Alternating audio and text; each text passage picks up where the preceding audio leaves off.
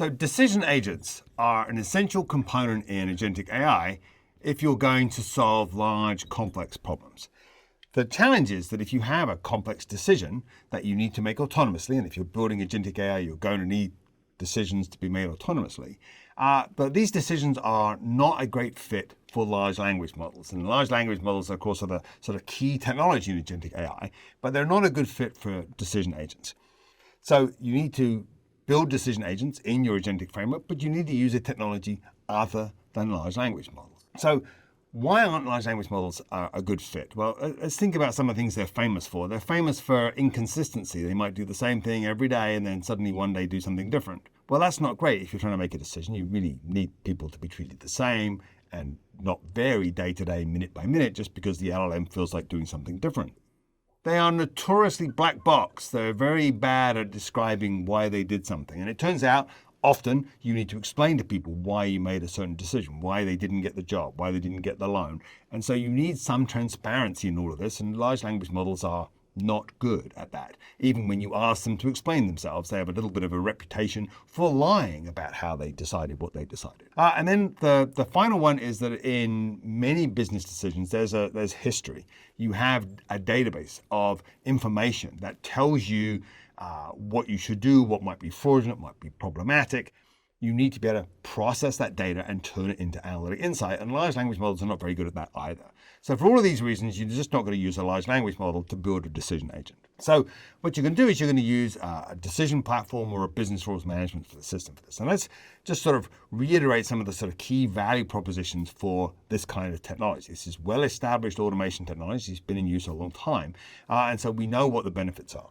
So let's think about what some of those benefits might be. So what are our requirements for a decision that we're going to get out of using one of these platforms? So first and foremost, we're going to get consistency.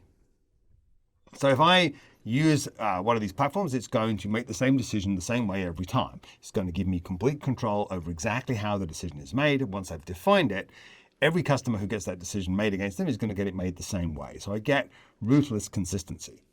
The second thing they're really good at is transparency. Not only do I have a formal definition of how this works and what the steps there, the rules are that I'm following, I can explain that to someone, I can show that to someone, and I can log it. So I can have a complete transparent log of exactly how this decision was made. So I have this transparency that I need for a decision.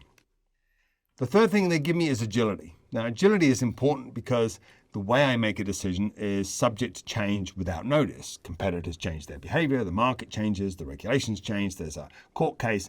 There's all sorts of drivers changing the behavior of the way you make a decision. And if you can't do that quickly, if you have to wait for there to be new data or new documents, or you have to retrain something, that's going to take too long. So you have to be able to respond more agilely, more quickly. The other thing about decisions is that there's a tremendous amount of domain knowledge in them. So programmers often find it really, really hard to correctly build decision agents. And so you really want to be able to engage people who have the domain knowledge. And that means you're going to need some kind of low code environment. You're going to need some way to engage customers, engage sort of experts, I should say, in managing the behavior of a decision agent, while still being able to manage it as a programmatic component in your agentic AI framework. So you need some kind of low code environment.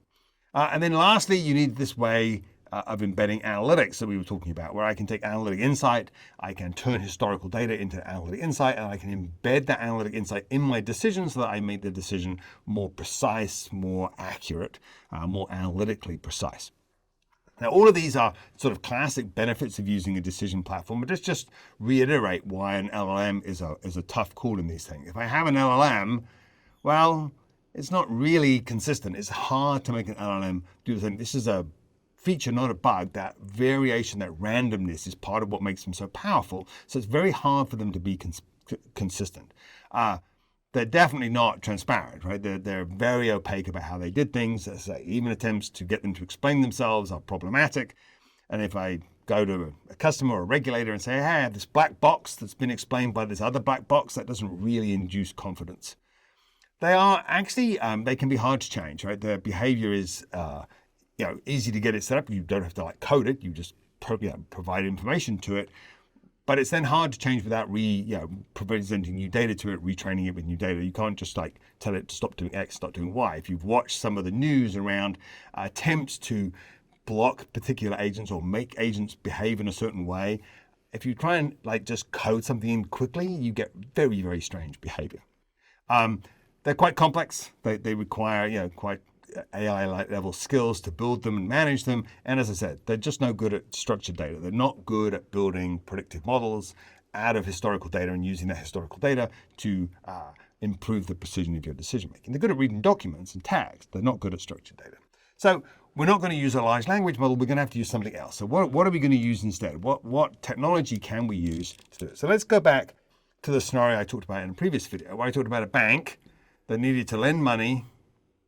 Can't write bank today. Needed to lend money to a person. So I want to lend you money, and to do that, I have an agentic AI framework that manages that whole complexity. And as part of that, I have two decision agents identified. One was an eligibility agent to say, are you eligible for a loan? And then another one which was to say, can I actually lend you the money? Which is sort of what banks call origination. You want to borrow this amount of money for this actual thing. Can I lend it to you? If so, what's the rate? What's the price? And everything else. So I have these two decision agents. Now, we've been building these kind of autonomous agents using decision technologies for a really long time. So there's a couple of things that need to be true of a decision agent. First of all, they need to be stateless and side effect free. So what does stateless mean? It means that you want them just to respond to whatever data they're given at the moment they're given the data. Here's the data, here's the decision. Here's the data, here's the decision. Don't remember the state. So that's why we had, if you remember, a workflow agent whose job it was to remember the state.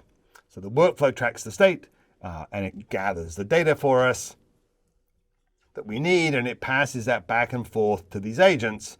So it says, okay, at this point in the process, I've got this set of data about this person, about this application, about this loan.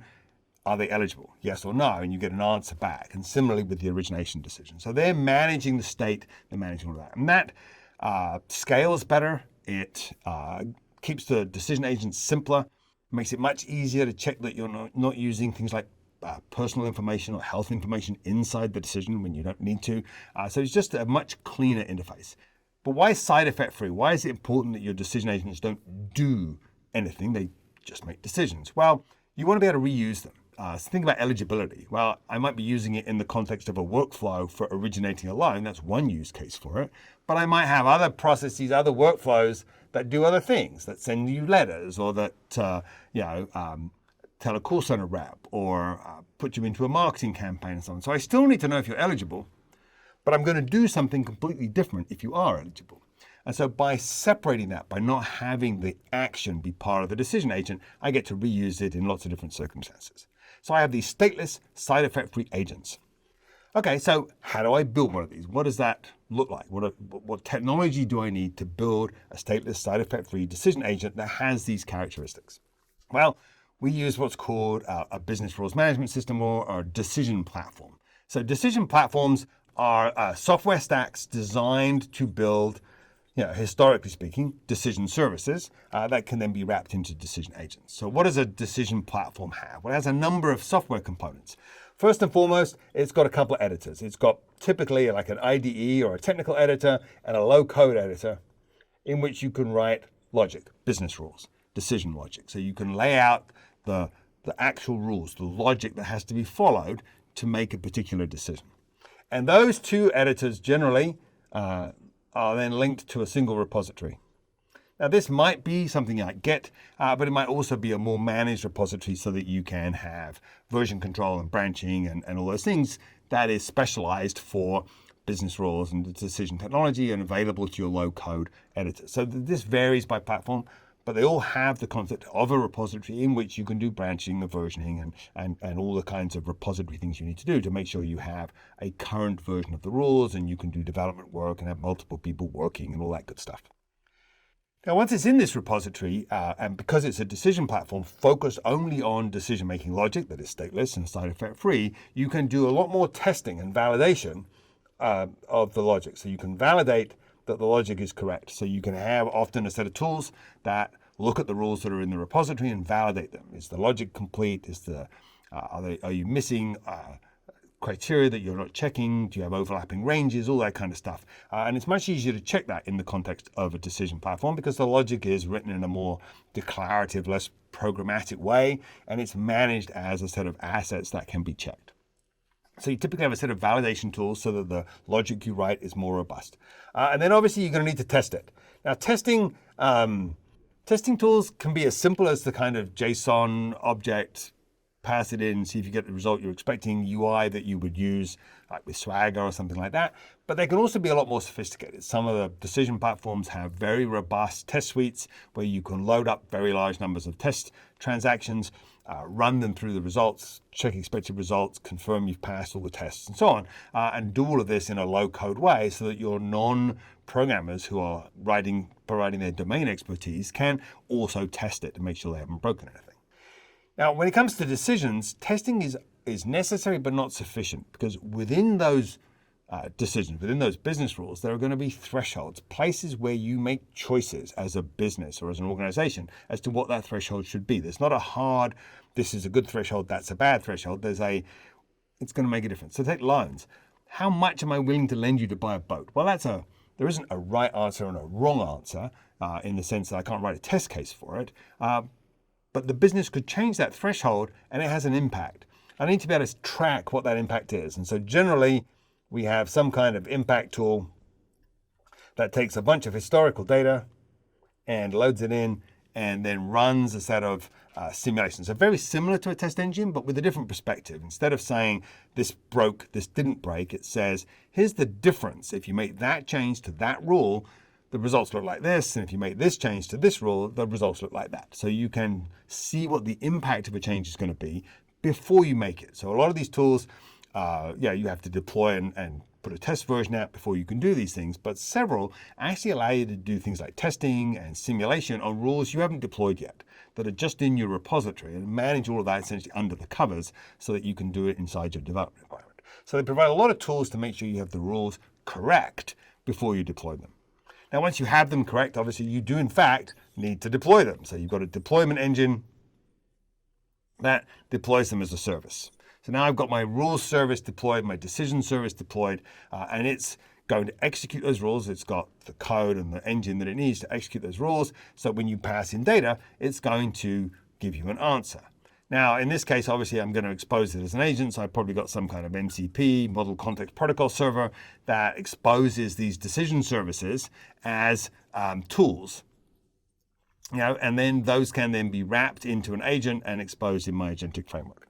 So what this what these agents are going to do, the origination agent is going to say, here's my data packet, it's going to come in to my decision service, and I'm going to get a response back, which I then, goes back to my agent. So I can quickly package up my rules as decision services. I can reuse rules and reuse logic and package it up in multiple services, deploy those as services, wrap them as agents using MCP. And now I've got a whole series of decision agents that I'm managing from this repository. The technology is really good at doing things like I've made a rule change, update the engine, handling in-flight transactions so that an in-flight transaction doesn't get broken if you change the rules. All of that kind of constant update is all handled very effectively. So what this lets me do is it lets me build these rules, build these decision agents in a very robust way, and then deploy them as a service that I can then use to support my agentic framework by exposing them as agents. So this handles, if you like, most of what's going on in an agent. If you think about these agents, this is all very prescriptive. So this is really describing how I write rules. How do I describe the rules, the logic that prescribes how this decision is made? But many decisions have a probabilistic component too. So, probabilistic. I probably spelt that wrong, but probabilistic elements too. So if it's likely that this is James, we'll do one thing, and if it's not likely that it's James, if it's someone impersonating James, we'll do something different. If it is likely that this is a legitimate transaction, we'll do certain things. So these are probabilistic elements. They're typically built using predictive analytics, machine learning from my historical data. So in an agentic framework, what does that look like? Well, typically what I'm going to do is I'm also going to deploy these machine learning components. So I might have a prediction, for instance, of fraud. How likely is it that this person is the person who's applying for this loan? I might have another one around credit risk. How likely are they to pay us back? And I might have a third one, which is payoff risk. How likely are they to pay us off early? And all of these agents are used by my origination agent as part of the origination decision. So I need to be able to consume this. So how do I build those agents? Well, I'm going to use a machine learning platform to do that. I'm going to use machine learning technology to do it. And generally with machine learning, you're going to do some kind of analysis. And this might be supervised in the sense that there's a human user who is directing it, or it might be unsupervised, where you're really just using the algorithm and letting it see what it finds out about your data, which of course means you've got to have data. So generally for machine learning, you have a lot of data. So you have multiple databases that have to be sort of combined and merged and managed. And you're going to do something called feature engineering. So you're going to engineer a set of features.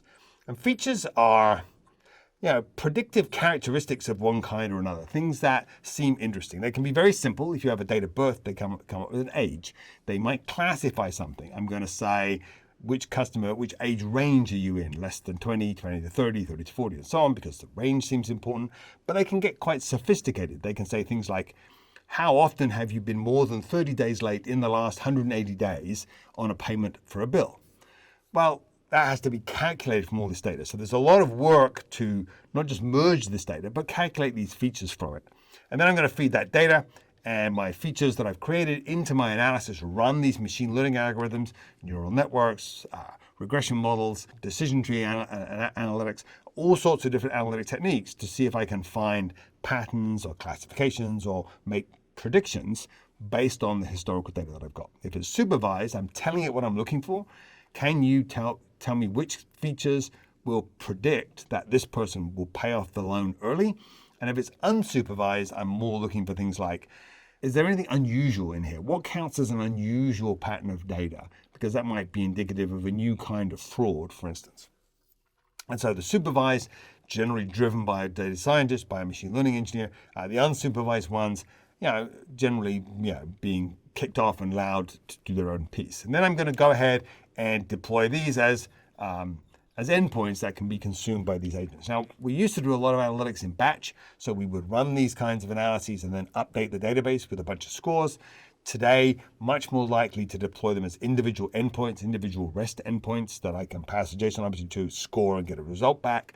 And obviously, once I do that, once I have an endpoint, I can use MCP again, and I can deploy those as tools that I can make available to my analytic agents. So I now have analytic agents talking to deployed endpoints, and those endpoints run essentially an algorithm that's been built from my historical data. So they're not analyzing the historical data at runtime. What they're doing is they're using the results of that analysis to say, okay, here's a formula that takes this data and calculates a payoff risk for this customer.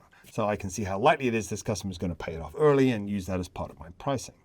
So I have all these analytic agents. They're deployed into my agentic AI framework, and then my decision service is going to consume the results of those predictions, those probabilistic models, as part of how it makes the business decision to originate you or not. Now, these two kinds of technologies, decision platforms and the machine learning platforms, these are quite separate from large language models, but that doesn't mean they can't be enhanced with large language models. And there's two areas in particular where we see a lot of work. One of them is this idea of a large language model for ingestion. So if I've got documents, if I've got brochures, if I've got a recorded conversation, it doesn't matter how I've recorded a bunch of data, but large language models are really good at extracting the data I need from that. So if I've got an origination decision and it needs to know, for instance, details of the boat you want to borrow money about, and I've got a brochure about that boat, then I can ingest that using a large language model, feed it directly into my origination agent as input data. So this gives me tremendous opportunity for making it much, much easier to supply the data I need. Often, these decision agents need a lot of data, and so being able to consume documents and turn it into data is very effective. The other place we've seen really good uses is in explaining results. If you think about, I invoke this decision agent, one of the things it's going to do is it's going to log how it made the decision. It's going to create essentially a detailed log of how it made the decision. How much detail goes in that is to some extent up to you, but you can log quite precisely how the decision was made, which rules fired, how was the decision made. Now that log's great for you. It's great for long-term improvement. It's great for understanding how your engine worked, how your decision agent behaved. It's not necessarily great for explaining it to a human being, call center rep, or a customer. So one of the other use cases for LLMs is to take this log data and turn it into an explanation. So now I can explain how the decision was made, and I can ingest textual data that you give me. So I can use these LLMs to make it easier to interact with my decision agent, both in and out. Now there's one last step that I wanted to add, which is how do I make these things learn? If I want them to learn, if I want them to get better over time, what does that look like? How do I get my results to have an upward trajectory? Well, there's a couple of things to say about that. It really varies depending on the kind of agent you have. Many of the analytic agents will learn on their own behalf. The unsupervised ones in particular, they'll take new data and continually update themselves. As new data comes in, they'll update themselves. So as you run them, they make predictions, they make scores, and new data results in new scores. And so they constantly change their algorithm. Typically, you have some guardrails on that, so they can't change too much without telling someone, but you allow them to essentially run experiments on their own data, experiment internally so that they evolve as predictions. So those kind of agents built on unsupervised analytic techniques are inherently learning. But other kinds of analytic agents don't learn quite the same way. So you typically then have some data scientist who is looking at doing new analysis with new data and proposing a new model. So they might do this every month, every quarter, every week. They review the data up till yesterday. They see what data has changed since the last time they built the model. They rerun the model and see if the algorithm is different or noticeably different. And if it is, they typically will deploy a new endpoint. And that gets version to control just like any other code. So any analytic agent can learn. It might learn automatically, but it might also learn because the data scientists are responsible for keeping it up to date over time. But what about decision agents? Well, decision agents don't really learn, right? The whole point of a decision agent is that it's concrete, right? That it's got this hardened definition of how it behaves. And so you don't really want to have it randomly changing its behavior. So there's a couple of things you can do. First of all, you can, in the rule repository, you can code multiple versions. So you can put in, here's the old version of the rules, here's the new version of the rules, and then put a rule in that says some people get one, some people get the other, and I get to experiment to see which one works better. So I can run what's called A/B or champion challenger testing by writing rules in my decision agent so that it looks like one agent to the outside world, but it's got these two versions that it's running comparisons for so I can learn. And then I can have somebody look at the log, see which one works better, and close the loop, adding more rules back into the rule repository. The other thing I can do is I can start to think about the overall agent and how the overall agent works. And this starts to get more involved because you think about if I want to improve my origination agent, well, what does it mean to make better origination decisions? Well, it means I lend money to people who pay me back, but they don't pay me back at once, right? The whole point of a loan is you might pay me back over many years.